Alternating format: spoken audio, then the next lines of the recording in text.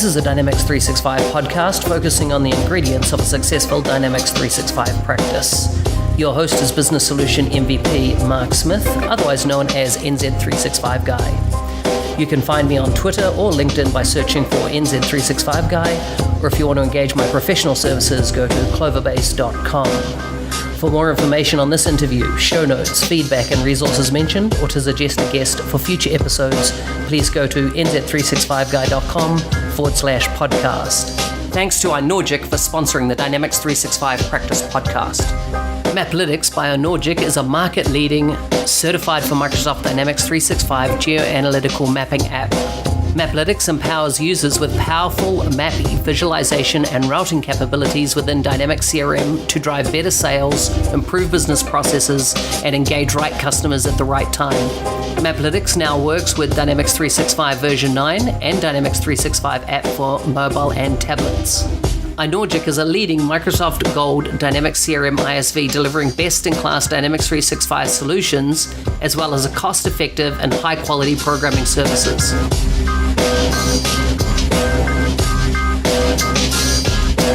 Hi everyone, I'm here with Mohamed Mostafa, and in this episode we're going to be focusing on general data protection regulation and how it applies to Dynamics 365. Mohamed, thank you for coming on the podcast to talk about GDPR.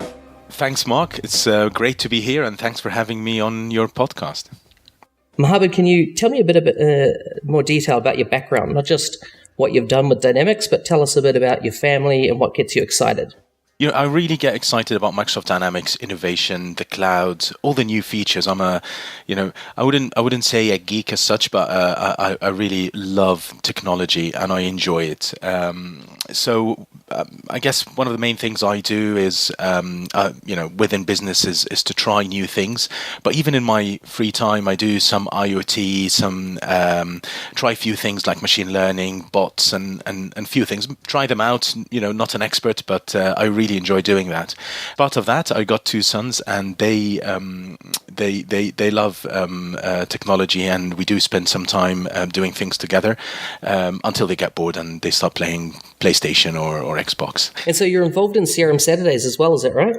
Yeah, that's true. As you might have heard, Dynamics 365 Saturday, which used to be called CRM Saturday, but now with a new branding, it was started with Raz Chowdhury in the UK here in Manchester, and he reached out to me, and I think it's almost a year and a half now, and we had the first big one in London about a year and a bit ago, and then since then we've been doing one in every city, in every major city around the world, and each one is led by the local MVP or local experts in their respective countries.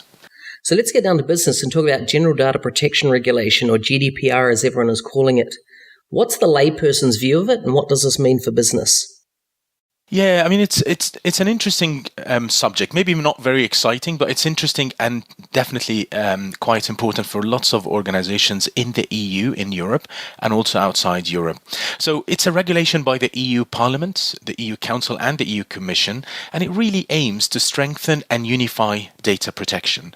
If I were to say there are two main objectives that GDPR has, or at least from my point of view, the two main objectives. Number one is to give back control to citizens and residents of the EU over their personal data. It's really important because if you think about all the recent hacks and data breaches that happened, lots of EU citizens found that their data were kept by organizations, firms, and companies which they've never agreed to, or they forgot about it.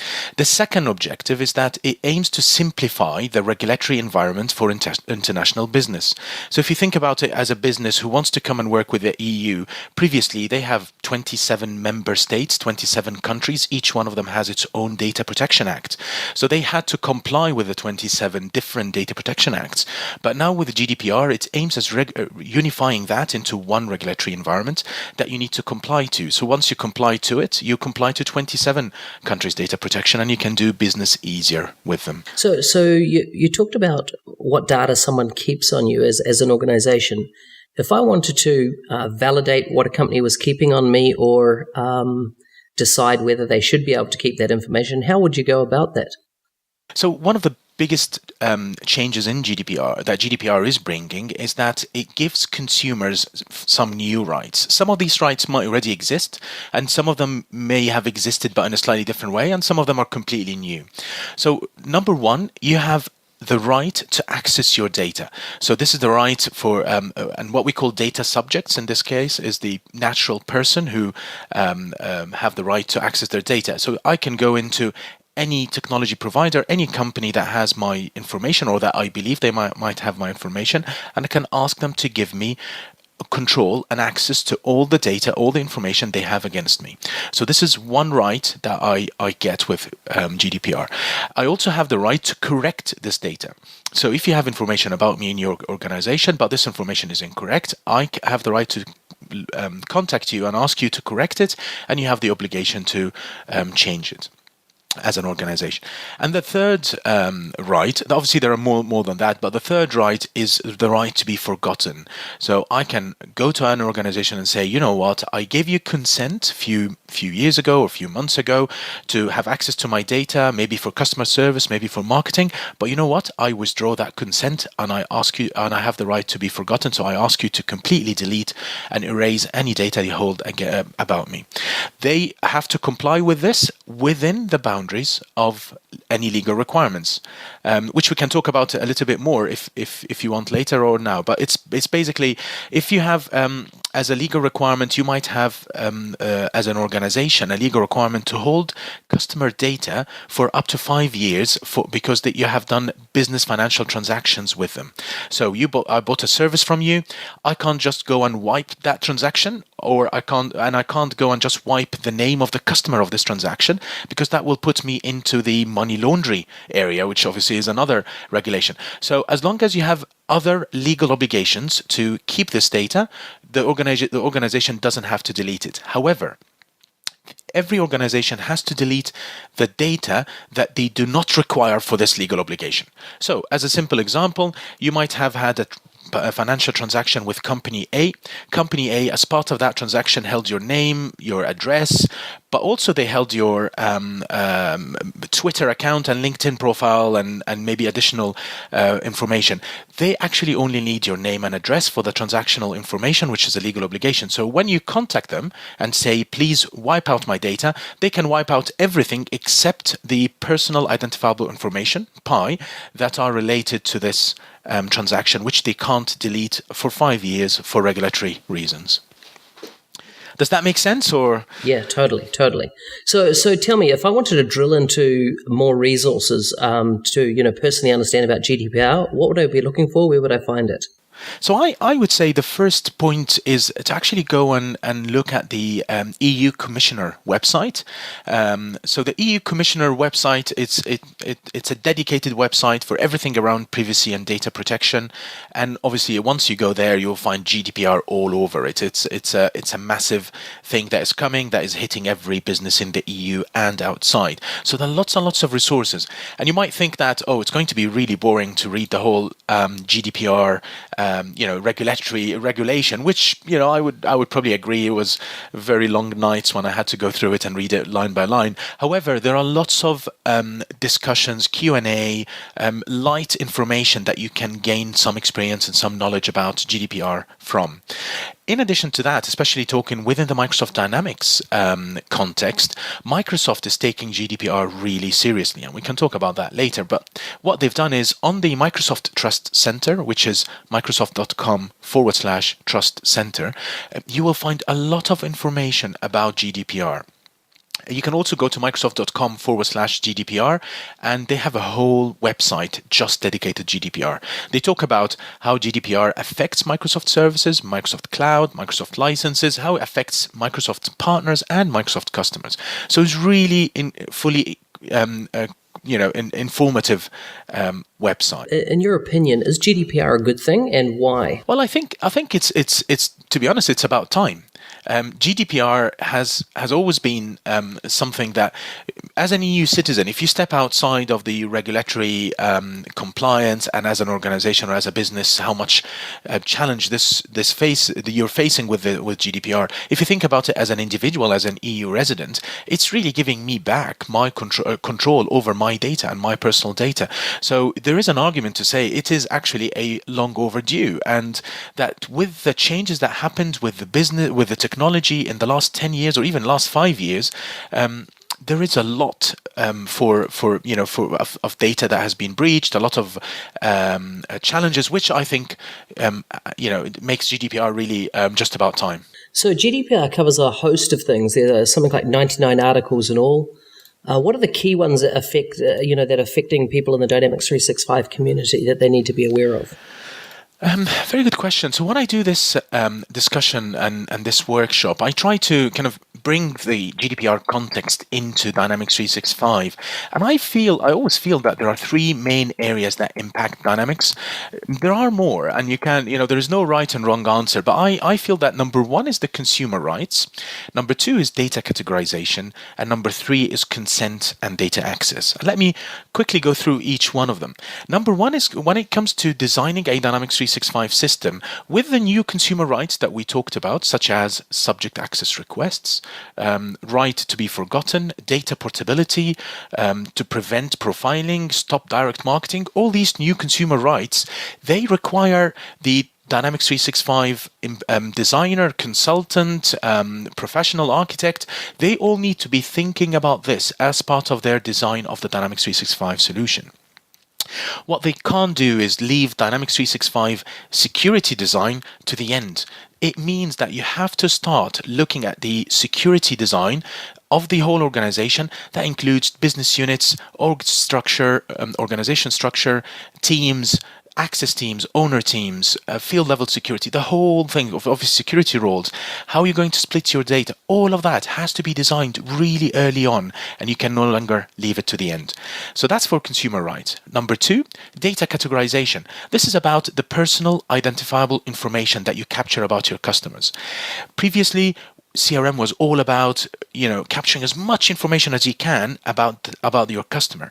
And you can still do that, but you have to have a good business justification for each piece or each field of data you're capturing on a dynamic CRM form. Why are you capturing this data? Where who's gonna access this data, where they're gonna access it, and when they're gonna access it. Always think about those four questions. Why, who, when, and where. Because you might be capturing data that is really sensitive information, and you're giving everyone access to it without a good business justification. For example, someone's sexuality, you don't really need to know this information unless some organizations, like some of the organizations I'm working with, they have a regulatory requirement to report on all the different ethnicities and sexualities that they help, because they are non-for-profit and they have to report on that on an annual basis. But that doesn't mean you give access to everyone in your organization to the sexuality of your customers or the ethnicity or any of other sensitive data. So you still need to capture it, but you need to design your system in a secure way so that only a subset, a very small group of users with the right permissions can access this data. And then the third element of this is the consent and data access. So now that you have to give consent as an EU citizen to an organization to capture your data, you as an organization and you as a Dynamics 365 consultant or professional, you have to design the system to allow for the maintenance. Or first, you obtain that consent, you ensure that consent is always valid, so you maintain it, and then you renew it at the right time. So if I give you consent for customer service reasons to capture my data for 12 months, before the 12 months finish, you have to have a process, and preferably an automated process. I would argue it has to be an automated process where Dynamics 365 alerts a group of users that this consent is about to be invalidated, or it's about to be to end. So once that happens, they have to go and renew it before the expiry date. Also, if I call you and I say I withdraw my consent, we have to have a process, both business process as well as a technical design in your system to allow you to withdraw, to allow the customer to withdraw that consent. Finally, you have to have a process to invalidate consents and renew them in an automated way. Because if you try to renew the consent and you can't get the customer approval, then you have to go and look at how you're going to erase this data. What data is financial, what data is regulatory that you have to keep, and what data you cannot keep, such as marketing data, in which case you will have to literally wipe it out. So those are three main areas. I usually take about an hour just talking about those three areas, so I'm not going to take more than that. But it is a big consideration for any design of a Dynamics 365 system. Yeah, so I take it that there would need to be some type of robust audit trail.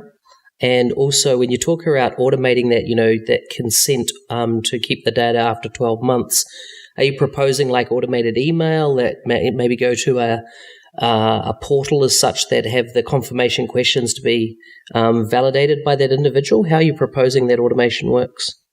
Absolutely. I think with Dynamics 365, there is a very powerful workflow engine. And when I talk about workflow here, I'm referring to the whole workflow, including the custom plugins, the custom actions, the custom workflow activities. But there is a lot of tools and features that allow you to automate all these kind of processes.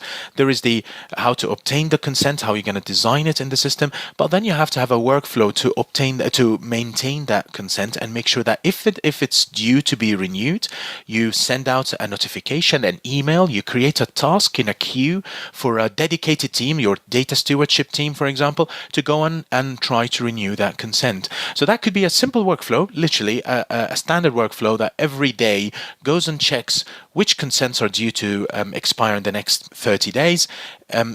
Any consent that satisfy those conditions, you push it into a queue for someone to go and renew it.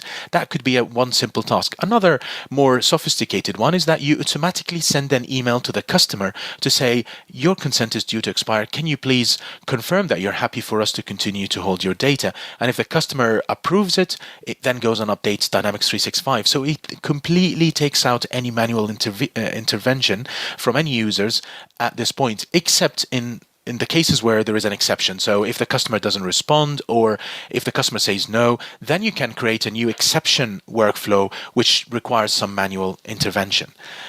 So that's just one example. But talking about audit data, there are a number of built-in security in Dynamics 365 that can give you a lot of leverage over your audit data. For example, if you're using Dynamics 365 in the cloud, there is a very simple option which is available for all customers to go and create your own encryption key in Dynamics 365. It might be that everyone does this, or it might be that actually not a lot of people don't. In my experience, I actually met a lot of customers and partners who don't do this. And this is simply going in, create your own encryption key, and you keep it within your organization. What that means then is your data is encrypted at rest in Microsoft data centers. So if there is any breach, well, for whatever reason, you have very good evidence and facts about what you've done to protect your data. Because remember, when it comes into investigations of GDPR compliance, it's not just about the breach has happened or not. It's about what have you done before that happens to prepare yourself for GDPR, for data protection. So these are very simple features that are available in Dynamics. Also, with the audit data, you can always export your audit data into a separate standalone database where you can keep it for longer periods, shorter periods, and you clean up your Dynamics 365 data from this audit data. So maybe on every 3 months, any audit data that is older than 3 months gets pushed into another database, which has its own workflow and process and so on. So if, let's say I'm running Dynamics already, what do I need to be aware of, or what do I need to look at in my system now to kind of get it in compliance with the 25th of May 2018 when this comes into effect? So I think there are lots of things that needs to be done. First, on a high-level organization level, every organization has to do a full assessment of their data protection, both policies as well as technologies. So this is almost a requirement to have regular internal assessments and internal audit of your data protection policies and how they are implemented in technologies. So that's number one, and that goes way beyond Dynamics 365. That goes across every system of record. Number two, if we go down into Dynamics 365, the first thing that any organization should do, and I always recommend that to my customers, is to go and identify what are the personal identifiable information that you currently store within Dynamics 365 about your customers. A very simple way of doing this, you have a spreadsheet. You on the first column, you put in every single field that would identify a customer. This includes name, email, geolocation, date of birth, national insurance numbers, any information that can be used to identify a customer. Let's say you ended up with 100 fields on your first column. The second column should always be why. Why are you capturing this data? What's the business justification? You have to capture that. So again, if there is a breach, you have to go and say, I capture this data because these are the business justifications for it.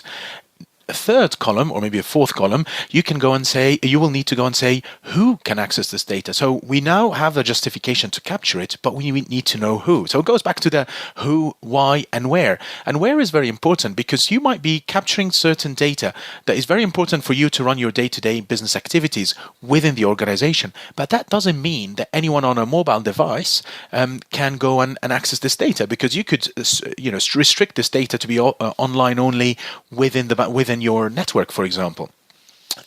You don't want to allow it an offline capability, or you might want to not even allow it to any mobility. There are certain things that you have to consider as part of that. So that once you build this kind of matrix, and it takes a lot of time, it takes a lot of input from the business as well as consultants to make sure you've got that model. Once you have that model, you will find out which fields I no longer need and I can wipe it out completely, which fields I definitely need and why, and which fields I need but it's certain circumstances. So you build up the security, the data access workflow around these. So who's affected by the new regulations? Like, let's take the customer from that point of view.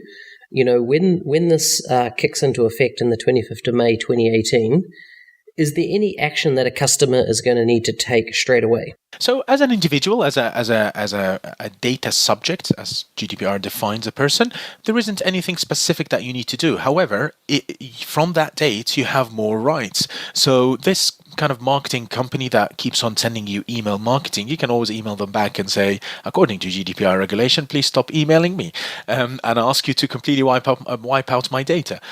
Or the other companies that keep on calling you without your permission, you tell them, exactly the same thing. So you've got more rights. To be fair, you can still do this now, but you've got a lot more rights, and there's a lot more hype around GDPR that many organizations will reconsider their positions when it comes to GDPR and data compliance. So that's really from a customer perspective. You can always go back to a number of your previous service providers. You can go and ask them to completely delete it. Right. So I've been in situations where I've unsubscribed from an organization. Let's say it was an airline that I've traveled on once. They started sending me marketing material post my ticket purchase, and often it's a little checkbox that is already pre-checked on the form when you're completing it, and you've auto subscribed into their marketing material. So let's say I unsubscribe, and for whatever reason they refresh their database. Like I've been across a lot of organizations that don't have any consistency or a single data set. They have multiple. They refresh it from different old archaic systems, and so 2 months later I'm getting email again from them. Could I then go back and say, on this date, I asked you to stop or unsubscribed, you're still continuing? What's my next step of recourse, if you like, from that point? Yeah, so the first step is actually you can report this organization to your local member state information commissioner. So information commissioner, there is an information commissioner in every country. So here in the UK information commissioner is the first point of contact if you want to report a data breach or you want to report an organization that is breaking GDPR compliance and regulations. Number two, you have to understand that with the GDPR, as an organization and as an an individual, we all need to understand that now consumers have the right to ask for compensation for misusing their data.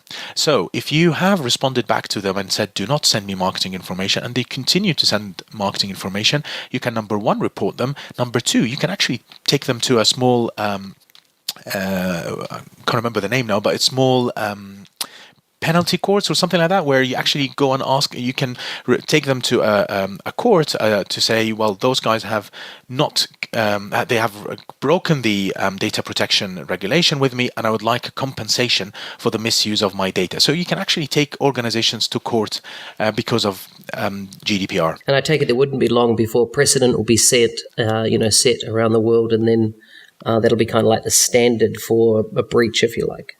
Exactly, and I think GDPR is a new thing. It's a new regulation for everyone. So there will be teething issues. There will be things that not everyone knows about. I personally, obviously, do not claim to know everything about GDPR.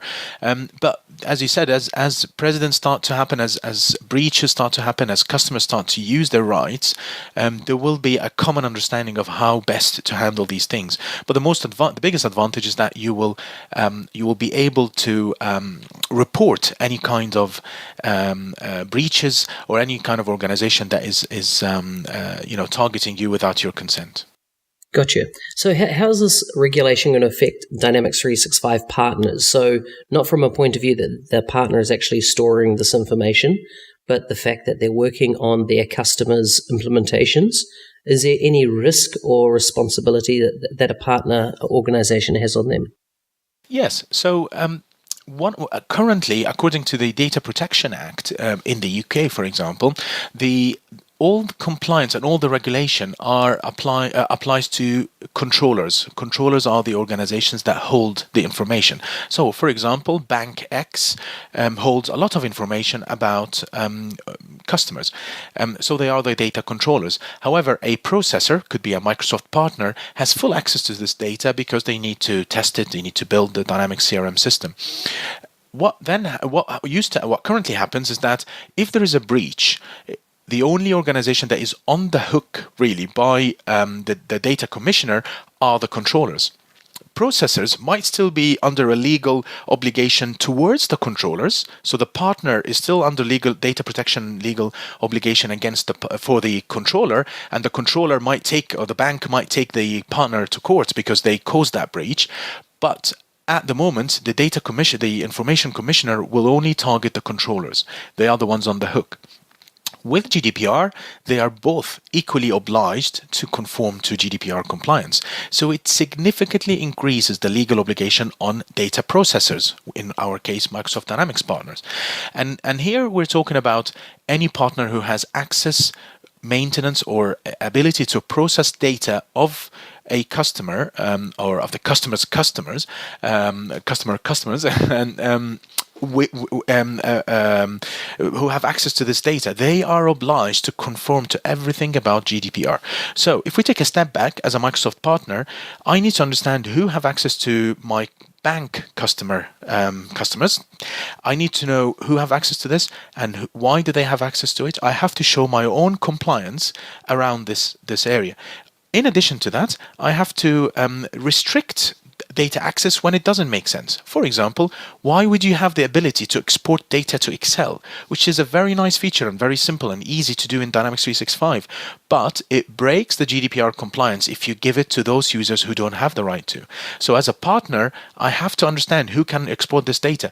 Otherwise, you could end up with a consultant in your organization causing a breach, even if unintentional, but that could lead to millions of pounds of penalties for you as a partner.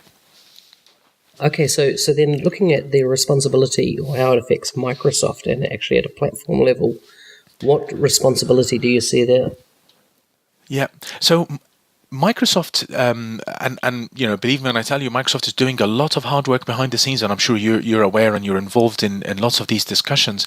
But as MVPs, we work very closely with the product team, and I personally work with the product team that is responsible of implementing GDPR and Dynamics. I found that there is a huge amount of work across the whole organization about GDPR. One of the main challenges Microsoft has is that as a cloud provider, a cloud vendor, they are actually 100% data processors. They are processors. They are under 100% obligation to ensure there are restrictions who in their organization can access customers' data. Again, going back to the bank example, if a bank has their data in the cloud, they satisfy all the regulatory requirements, but someone who's not authorized working for Microsoft or on behalf of Microsoft access this data. Even if a breach didn't happen, they have broken the data protection regulation. So Microsoft is going through every single system, every single back-end telemetry database. Even every time you log in, it's captured in Dynamics 365 behind the scenes in Microsoft Cloud, who logged in, when and why, and so on. They have to go through all of this and see what information they're capturing, why they're capturing it, and do they need to capture it.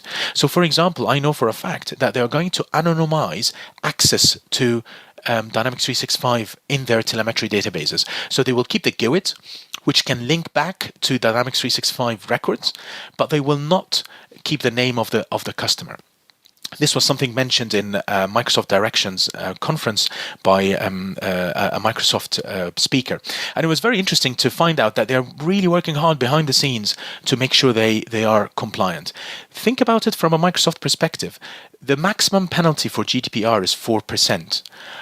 This means if Microsoft is found to be in breach, or any similar organization, this is 4% of their global revenue for the previous financial years. This is 4 billion. We're talking about 4 billion penalty. It's not the revenue 4 billion, it's 4 billion penalty. It's a massive amount of money. Obviously, this is the extreme case. This is the absolute maximum penalty. But we're talking about 4 billion penalty, which is massive. So Microsoft is taking this very seriously. And many organizations are taking this very seriously, because if you weigh the pros and cons of doing something about GDPR or doing nothing, you will find that doing something and even spending money on getting your organization GDPR ready is definitely worth the money when it comes to penalties and being in compliance. And that not only applies to countries in the EU, because remember, GDPR applies to any company in the whole world that captures data about EU citizens. So if you are a US company, if you are a New Zealand company, if you're an Australian company, you have to comply with GDPR if you're capturing any EU residents' data. Wow, that's pretty broad. It is, absolutely. So what about, let's drop it down to the last level there, which is a Dynamics 365 consultant. Let's say I'm a functional BA, an architect, or a developer. What do I need to be aware of in regards to GDPR and how it affects my day-to-day job? So I think the first important thing that every time I do this session, I always get the question or the wow when I explain that this applies to even a small limited company that has one person, one consultant. So let's say you're a contractor and you're a one-person limited company. You're still a limited company. You are an incorporated entity, which means you have to comply with GDPR. Now, you might not have to do exactly what other big organizations are doing, so you don't have to have your own data protection or data controller in-house. You don't have to have every month kind of data compliance assessments, but at the same time, you have to comply with GDPR, and the penalties will apply on you. It's 4% of your global revenue in the past financial year, or 20 million euros, whichever is greater. So as a single consultant, if you are in a really bad data breach problem and you got convicted as a business, you are talking about a maximum penalty of 20 million euros if your annual revenue is less than that. And that's massive amount. Many businesses could close down with something like this. So you have to take it seriously. You have to think about, I'm just sending this information to myself. I'm just emailing this to my personal account. I'm sending this customer a spreadsheet because I want to try it on a separate virtual machine. You can't do that unless you are within the boundaries of the data protection policies with your customer, with your Microsoft partner, or within your own organization. So let's focus now on Dynamics 365 and how the technology needs to be adapted to meet compliance. And one of the things I'm going to touch here is around read audit. And one of my questions is and that at the moment that functionality is not in the platform. So identifying when somebody actually accesses or views a record. So can you tell me What needs to change today at a platform level in Dynamics 365 to better enable or enact the GDPR? I think it would be fair to say that there's a lot of work that needs to be done on the whole audit module within Dynamics 365 to get it closer and closer and easier for customers and partners to be compliant with GDPR. As you mentioned, number one is who's accessing the customer data, who access this record. It might be that they have the right to access the data, but you also still need to know who accesses it and when. So that's not there. Now, Dynamics 365 is a platform, as we all know, that you can extend to do whatever you want. So you can implement this data yourself. But some of this data is really essential from a platform perspective that we really need Microsoft, the product group, to work on. Now, we're obviously under NDA, so we can't give lots of information, but I know for a fact that there is a lot of work being done behind the scenes to bring Dynamics very closer to GDPR compliance. So auditing is one area. Accessing audit is important. However, you can do this yourself. You can implement this yourself. It might require some custom development, but it's an investment that is worth doing now to ensure you're in compliance. So how specifically is this going to affect marketing for organizations? Departments and teams within every organization that is really hit hard with this is marketing. One of the important things that many organizations will need to realize, and if they haven't already, is that consent is by service. So you could give consent for customer service to our organization A, but that doesn't mean organization A can do marketing and send you marketing material. You have to have explicit consent for a specific function. So you might have to end up splitting your consent into multiple consents, or you might have one big consent, but you split it into areas. So we have customer service consent and marketing consent. But remember that every consumer, every data subject, they have the right to withdraw consent for one area and leave another consent for another. So they can give you consent for customer service and marketing, but a month later they withdraw consent from marketing, in which case you have to oblige, stop sending them marketing material, but you continue to provide them anything customer service related. So if we go back into marketing and how marketing departments are going to handle this, is they have to have a very strong and robust business processes. And I'm talking business before technology. Technology is an enabler. If you don't have the business process to continue and to maintain this compliance and regulations, it will break down. So they have to have business processes to ensure consents are valid for marketing and that they are capturing enough information for them to do this marketing. For example, you might want to justify why do you need to capture someone's let's say someone's birthday. You might be just providing a service that has nothing to do with the age or someone's sexuality or someone's interest in certain things. You have to start thinking, why am I capturing this data as a marketing department? I know it's a KYC, know your customer, it's a 360-degree view, but GDPR is really pushing you towards a more risk-based approach. It's expecting organizations to be more risk-based. So from a marketing perspective, consent is going to be really vital, and a very explicit, easy to read and understand consent. If they handle children information, it's even much bigger. So I guess companies like Lego, for example, they might have a bit of a hard time capturing all their customers' data, as in the children. But even adults, you have to have clear consent, valid all the time for very good business reasons and business justifications. Now, going to apply that in Dynamics 365, there are a number of Dynamics 365 modules. Some of them are third-party add-ons, as we know, and there are others which are about to release, such as the Dynamics Marketing, which is now in public preview. The platform itself lends itself to you to go and do what you want with it, but the compliance is not just going to be out of the box. It's not going to be a tick box, yes, apply GDPR, and it's going to be as easy as that. No, they have to take it seriously. They have to design the process, and then they implement it in their organization and then in the technology. So what about sales, people working in the sales part or using Dynamics, the sales modules as such? Do you see any specific implication for them that's different than that of marketing?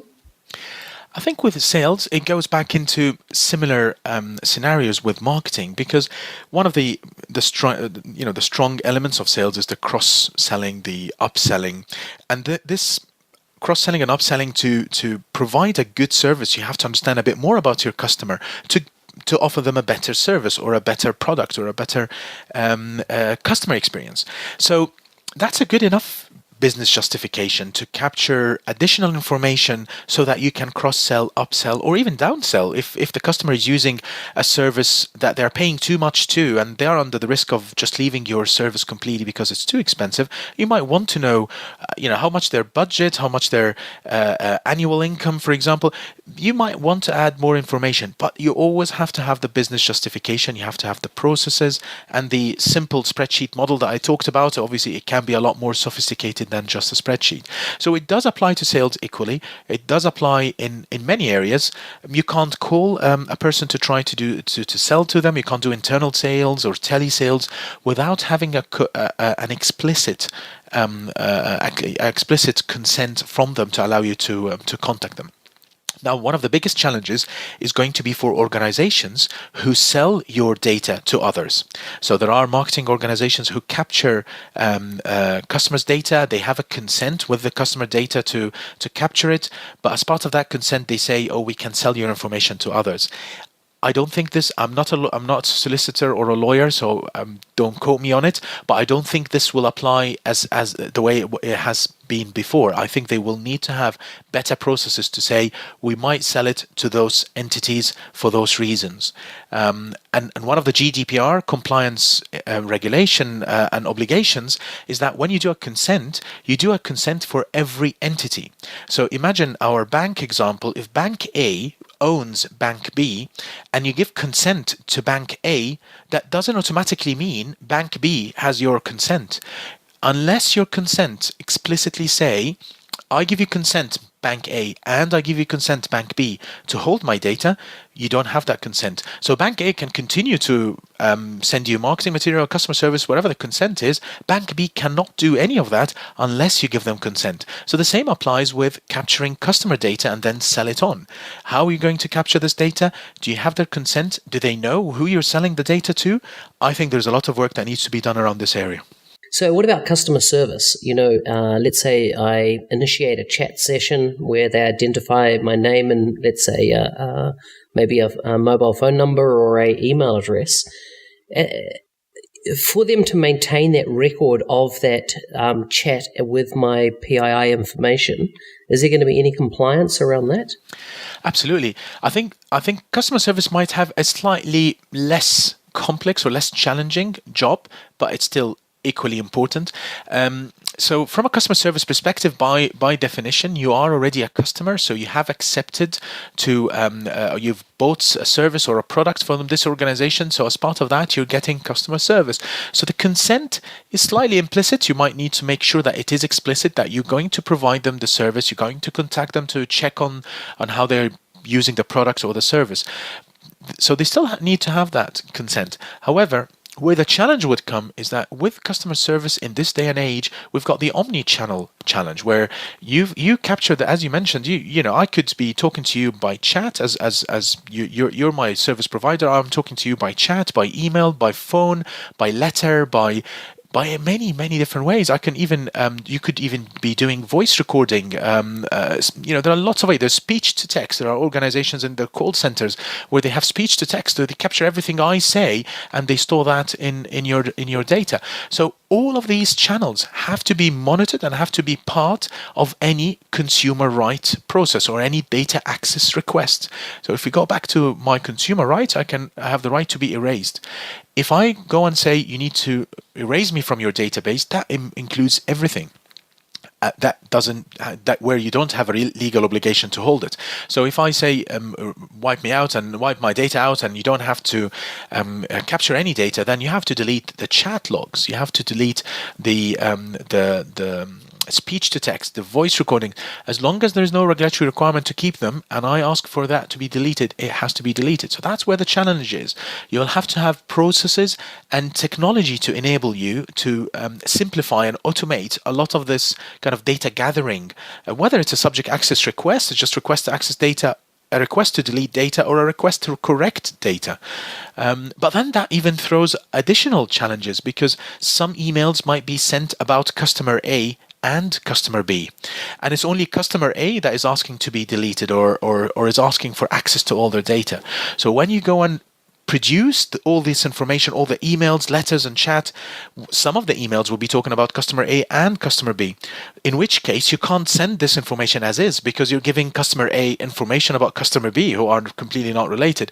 So you actually have to have processes to make sure that only customer A data, it goes to customer A, and you don't send any other customer information by mistake to customer A.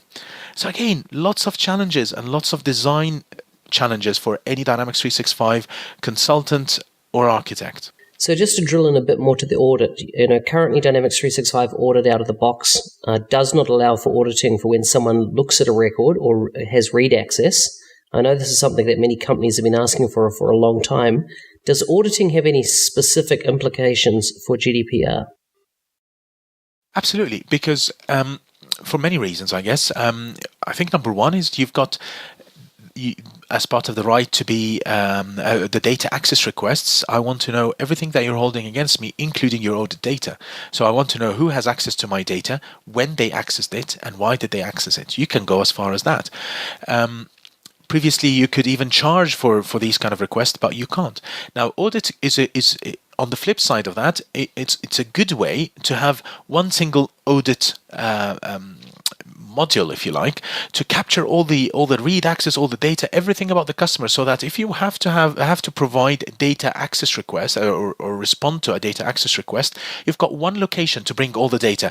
So these are the people who have access to it. These are the people who did access your data, and this is when they accessed it, and this is why they've accessed it. So then audit becomes really important and helpful to provide some of the services that GDPR complies every organization to do.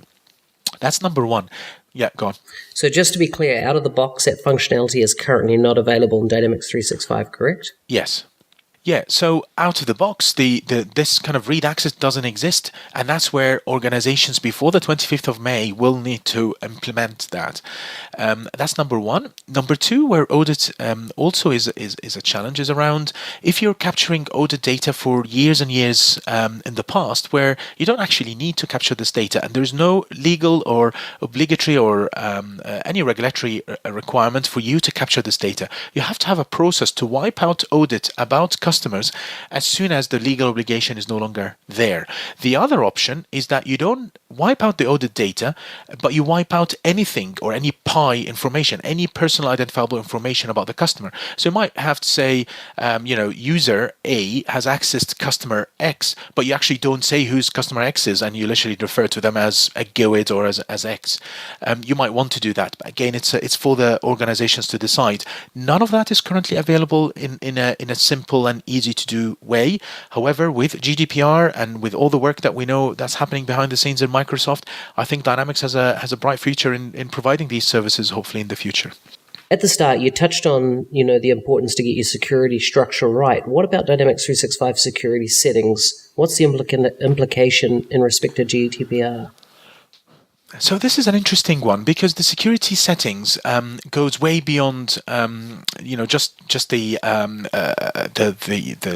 business units architecture or field level security. It goes into which data is accessed by which department. So I'll give you an example. One design challenge I had with one of my customers is they had hundreds of thousands of customers, but some of those customers are actually employees of this organization. So they are a customer, but also an employee.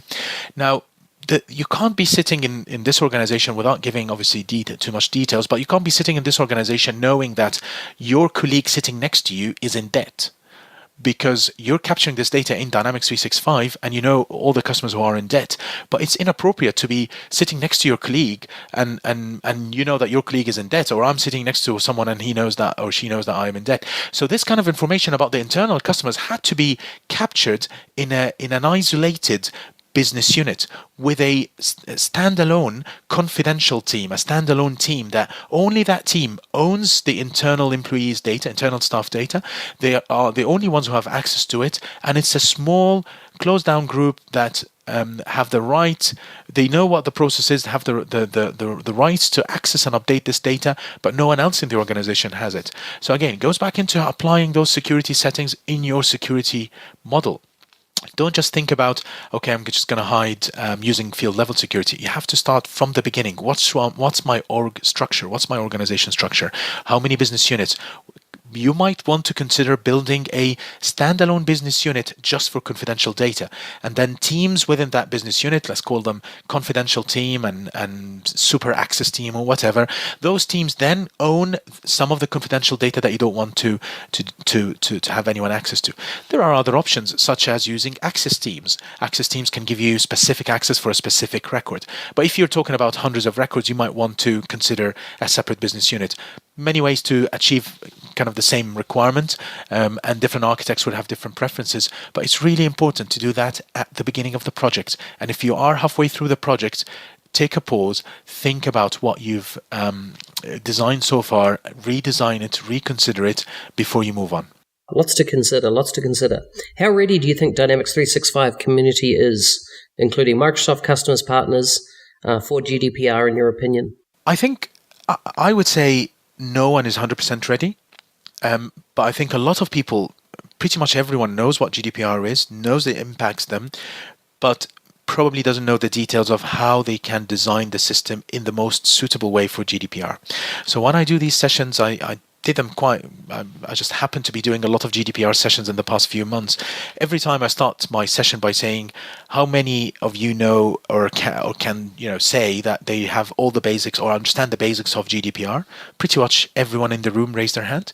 But then I say the next question, and how many of you think they know everything they need to know about GDPR and they understand it pretty well? No one raises their hand, probably not even me. So I think we're getting there, but I don't think we're there yet. I think we need to do more sessions, webinars, information gathering and workshops, information sharing workshops and podcasts like what you're doing here, which hopefully will help the community to understand a bit more about GDPR and start working hard on it. So we're less than 100 days away from enforcement of GDPR on the 25th of May 2018. For those that are not ready, what's the potential enforcement measures that can be carried out? Well, I guess the first thing is you have to be ready now. You have to start by the 3 areas that we discussed: personal identifiable information, consent, and the data access and data categorization. As a minimum, if you have to do these things, I know it's 100 days, probably less, but everyone needs to start working on it. One important fact that everyone has to understand is I was reading on the Information Commissioner website in the EU that it's not going to be a witch hunt. It's not going to be that let's go after everyone and try to bring as much penalties and much breaches as we can. This is not really the objective of GDPR. This is about making sure that organizations do the right thing in the right way. It's not a witch hunt. So when you take that into account, every step and every action you take to be GDPR compliant is counted for you. So if there is a breach, or even if there is an investigation without a breach, you can always show, for the past 100 days, we've done those actions, 1, 2, 3, 4, all the way to 100. That in itself is good enough to say we are working on it. We might not have nailed it 100%, and I doubt everyone will nail it 100% by the 25th of May, but you're showing that you're taking it seriously, you've taken actions, and you're implementing it. This is really key for every organization. Well, it's been good talking about GDPR. It'll be interesting to have you back on the show again in, let's say, a year's time, and when it's all in effect, and just see what's boiled out. Can you, just a final question here before we look at some quickfire questions, totally unrelated to GDPR, but what's your future predictions around technology? Where do you think we're going to be in 5 years' time? I mean, I guess the first thing that would jump to mind is that technology will become a right. It becomes a right for everyone, to have access to technology, to have access to high-speed internet, to have access to apps and everything at the end of your fingerprint. It becomes almost like a human right. We all go through the phases where I've got no internet for a day or a problem because it really is, you feel like you're completely disconnected from the rest of the world. It might be good for some time as a break from the rest of the world and just spending time with friends and family, but it's becoming essential. So I would say my only prediction would be that technology becomes almost a human right. And also remember that technology can change people's lives to be better, not just on the financial element, but also on the social and the cultural element, because it opens up lots of avenues for people to meet each other and know about other cultures, get closer, understand that, we're all humans, we're all equal, and we have different ways of thinking, which is actually good for humanity. So I think there's a lots of advantages, maybe less wars, less violence in the world, maybe better financials, better standards of living. Technology can enable and help all of that if there is the will to achieve it. So I would say technology is going to be even more important to everyone than how it is now. Okay, so let's get on to some quick fire questions. What books, blogs, or podcasts do you recommend most to people and why? Right. I would say Dynamics 365 podcast by MVPs is really interesting, and I'm not saying this because I'm on one of them, but I find it's very informative. It's casual. It's friendly. It's nice. You learn about new things. You learn about technology, and you talk to people who've been doing this for years and years. From before. So I would say MVP podcasts. As for books, if I have to quickly think of the best book, it's probably my early years when I was reading Tintin. I still like to read or watch Tintin from every now and then. What about your favorite apps? What are they and why? So I would say that the favorite app I have at the moment is Trello. I use Trello for everything. I actually use Trello now for my to-do list. I switched from Wunderlist, which I love as well. But the fact that Trello allows you to have lots of cards and you can move cards from state to another, I found it very easy, even easier than Wunderlist, which is very easy, or Microsoft To Do. So at the moment, Trello and LinkedIn, I would say, are the two most used apps and favorite apps for me at the moment. Do you have any daily rituals that kind of set you on the right path to a successful day? I would say number one I do is I look at my to-do list, because I don't want to rely on my own memory to remember, what I'm supposed to be doing today. So I just have a to-do list for every day. In the morning, I look at it. That helps for the rest of the day. Number two, try to switch off your phone overnight, because if you work like myself and like Mark here, we work on a global organization, lots of emails coming all over the time. There's no 1 hour that no email comes through. If you don't switch off your phone and you just wake up in the middle of the night and you look on your phone, that's it. You lost your night. So try to switch off your phone overnight. Try to do it one day over the weekend, which I always do, and look at your to-do list in the morning. What recommendations do you have for people wanting a career in Dynamics? My recommendation is go for it. And don't hold back. So what I mean here is, don't think that, I'm completely new into this, I have no chance to set up a career in Dynamics. Actually not. Dynamics market and job market has a big gap at the moment, skills gap, and it's very open and it's very welcoming to everyone. There are lots and lots of free events, free community events. You've got the Dynamics 365 Saturday, which we discussed earlier. There's a CRM user group being held in every organization across the globe. There are summits, there are lots of training, free training and online training that will help you to achieve or to start a career in Dynamics. So don't step back and feel that, it's a big challenge. I would say go for it, reach out to people. I think there's a very helpful community in Dynamics, and I genuinely believe that. And you will see a lot of people willing to help. I mean, I have a mentoring program here in the UK to help people move into the Dynamics career. It's a completely free mentoring program that where we're always looking for mentors as opposed to mentees. But everyone can join it. It's completely free, and it helps you to give you guidance and directions, where to get the best learnings, what to do with your career and jobs and job offers, and where to start with your Dynamics career. If you could redo anything in your career, what would it be? Completely on top of my head, I would say start up my own business a bit earlier than what I did. I think I worked for so long for large corporates that I never really started my own business, and I've just done that in the past 12 months. So I would say I wish I would have started that a bit earlier.